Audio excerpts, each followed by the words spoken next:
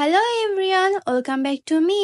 তো আজকে হচ্ছে আমার ভার্সিটিতে সেন্ট্রাল ভাইবা অ্যান্ড সেটাই হচ্ছে আমি তোমাদের সাথে শেয়ার করব।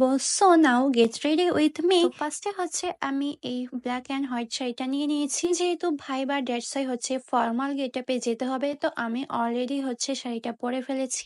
সো এখন যেহেতু উইন্টার ডেটসই আমি শাড়ির উপরে একটা ব্ল্যাক কালার কোট পরবো।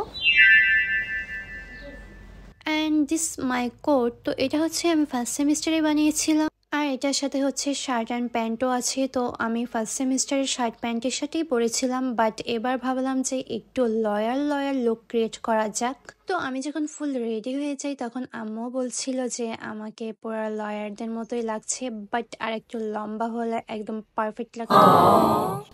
একদম পাতলা শেষ, আগে থেকেই শেষ এত ছিল না।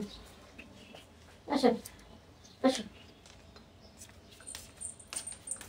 তো আমি ফুল রেডি হয়ে আমার বাসার সাইডে কিছু ভিডিও ক্লিপস নিয়ে, বাট আজকের ওয়েদারটা একদমই বাজে ছিল, সারাদিন ঘুরে ঘুরে বৃষ্টি।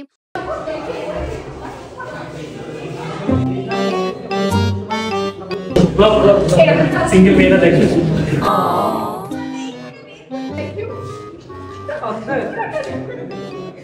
আমি একদম 10টার দিকেই চলে এসেছিলাম, বাট কে জানতো যে আমার 6 আওয়ার্স ওয়েট করতে হবে, বিকজ আমার সিরিয়াল আসতে হচ্ছে একদম 6 ঘন্টা লাগছে। মানে আমাদের হচ্ছে 2 সেকশন হচ্ছে মিলাই ভাইবা নিচ্ছিল, তো এক একজনের হচ্ছে 10-15 মিনিট করে নেওয়া হয়েছে, কারো কারো আরো বেশি।